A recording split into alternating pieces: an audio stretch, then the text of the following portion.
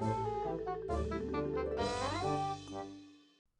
friends, my name is Lily and I'm the creative director here at Bubblegum Cartoons, and if you guys have been watching, you know that I'm making an animated web series called Demonic Crepes. While I usually animate in Toon Boom, the Procreate app for the iPad has a brand new feature in the update, Procreate 5, that you can now animate in this app. So I'm going to go ahead and open Procreate, and then I'm going to make a brand new canvas. I like doing square because it shows up really well on Instagram.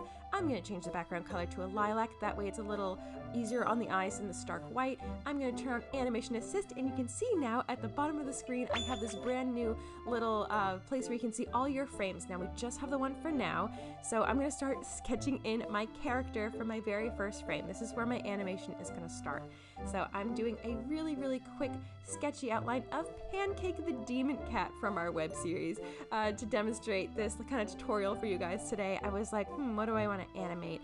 I love drawing Pancake and I love stupid dance moves. So I was like, hey, what about those stupid dance moves in that Connect game where Han Solo was dancing to a song about himself? Definitely worth a Google. So I'm going to be animating him doing that, so I have a reference video that I'm kind of referencing. Even though Han Solo is kind of like a human man, it kind of translates different to a little kitty cat, especially because he doesn't walk on his hind legs like ever. So this is really fun, this is really interesting. So what I'm doing here is I'm just kind of penciling in the idea. I'm just trying to get an idea of where he is. You can see these like little lines on his belly and face. I'm just getting to know this character, where he sits in space, where he's going to be facing, how he's tilting. We're going to get rid of these lines later, so don't even worry about it. Just get to know your character and start off rough and messy, which leads to Pancake tip number 1, which is start with a rough pass. This is where it doesn't have to be perfect the first time you try to draw it. Sometimes it's going to be like a little off, a little goofy. I certainly changed the animation a lot from start to finish. So here you can see a lot of times I'll even copy and paste the head layer. It gives you a little option to do copy and paste into the next frame. You can see here I'm on frame 2, which is the second action of my animation.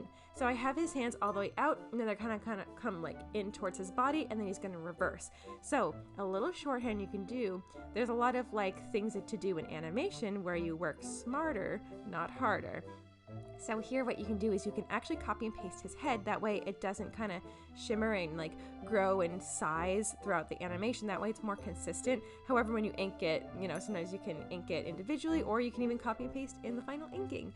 So here I'm going to be doing the second frame with either a similar head, or I can redraw the head. So he's going to have 1, 2, 3 moves, and so he's going to be dancing like that, and then we're going to have him have a couple unique frames where he kind of swishes his arms underneath his body and then continue on the other side.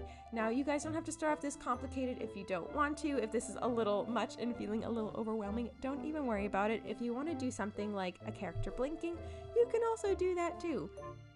So here we go. I'm going to be putting a frame between these.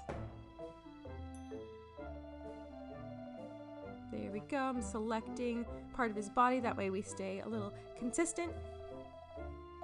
Ta-da! And you can really easily switch between these frames. It's really nice. So basically the layers that you would have in a normal illustration here in Procreate are actually your frames now. It's really cool, and it's actually much simpler than I thought it was going to be. As someone who's used to the complexity of something like a Toon Boom, there's so many like layers with like different opacities, and there's layers within layers, and this is a lot simpler, which also does make it a little trickier to go a little fancier. You guys will see later in the tutorial that we do go from sketchy blank-faced cat to fully colored and rendered cat. And once we kind of get these things going, I'm going to be speeding up here, so don't you worry. Feel free to follow along if you like. I would love to see what you guys come up with.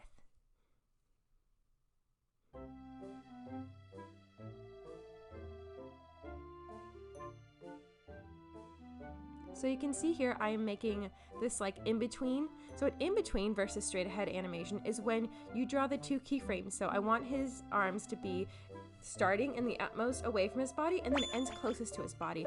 But it's not as clear to me right now what the in-between action of those 2 things are. So what I do is I have onion skinning on. And onion skinning is when you can see the frame in front of you and or behind you, and this really helps for consistency in your animation. Back in the old days, you would use a light box. this is what I'm doing. I'm kind of like trying to see where Pancake is in the first versus the third frame, and while I'm doing that, I'm drawing the second frame. So between those two, I'm just figuring out where his arm placements are. That way the motion makes a little more sense.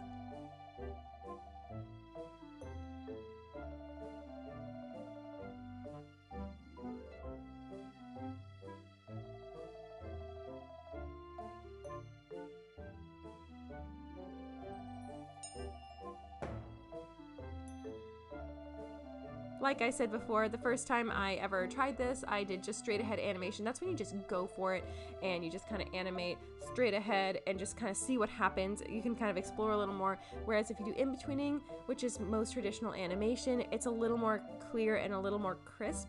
So today I will be doing in-between animation, and whoa, is that crazy. So you guys can totally press the play button and you can see how your animation's doing so far and see if you're on the right track. So sometimes you can watch it and you're like, oh my gosh, that's exactly what I wanted. Or you can play it back and you're like, ooh, I think that needs a little bit of a fix. So I'm working on the frames between where he is going from the left and then he kind of skates over to the right.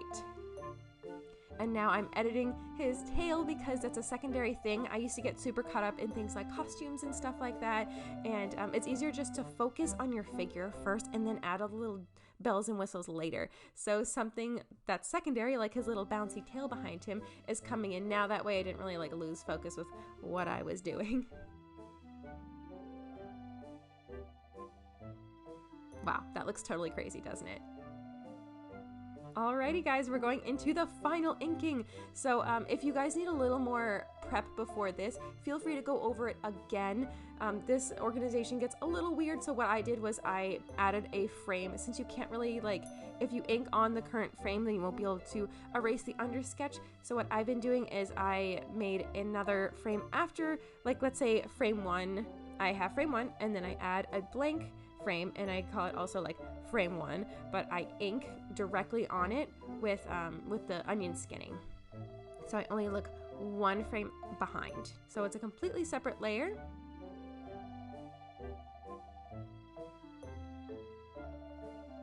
Oh, there we go. He has a little blink. I like adding blinks. It makes him look a little more lively. So now I'm just going in with the inking. Like I said, if you guys don't feel quite comfortable, like you don't really quite know where his eyes are, you want to get a better idea of where his sweater is going to fall, feel free to go over these lines again a little more clearly. I tend to just kind of jump right into these things. So here we go. I'm doing frame number 2, and I'm kind of keeping these rough frames behind them just in case right now, just in case I need to go back and fix anything. But yeah, I'm going in here. I really like the dry brush pen. Unfortunately, when you color, it does have a little bit of a halo around it, and sometimes it can miss some spots close to the line. So I do really enjoy the texture it has though, and just for this demonstration, I thought it'd be fun. So here we have his in between from going to left to right, which is super cute. His little arm swing and his little tail pull there, and his little blinking eyes.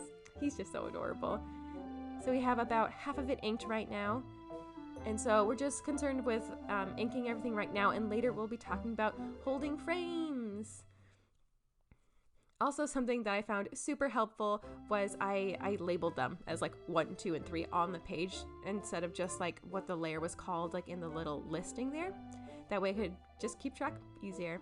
So what I did when I went from left to right was, instead of drawing him again on the right, is I worked smarter, not harder. I just copied and pasted and rotated them to be mirrored.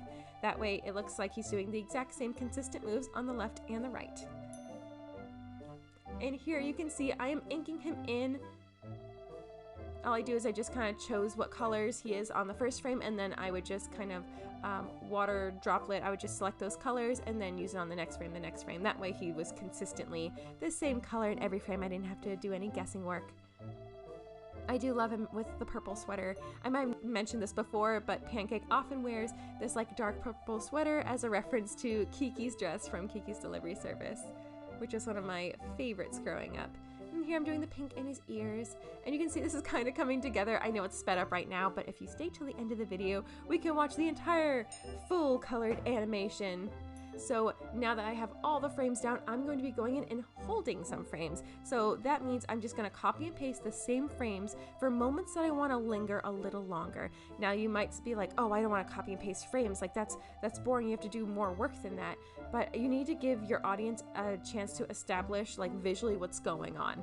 So especially in dance moves, it's really important to show very clearly what they are doing and like the smoothness of it, and there'll be holds and pauses and all that kind of fun stuff.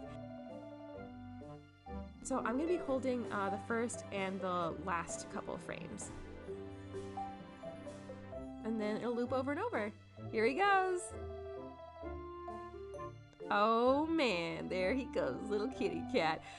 All right, thank you guys so much for watching. Let me know if you have any more comments down below. Hopefully this was pretty straightforward, but I would love to see your animations if you have any, and please check out the trailers and everything we have for the show. It'll be premiering really soon. We're almost done with the credits. And of course, shout out to our patrons, Impro Comics, Javier Mendez, Nadir, Nico Weaver, Justin R. Williams. Thank you guys so much for being here and making the show come true. We did just send out some original art rewards on our Patreon, so if you guys are interested in getting original art from the studio, then head on over to our Patreon. Thank you guys so much for being here. If you don't have the means, don't even worry about it. Just share this video with your friends. And until next time, guys, stay inspired.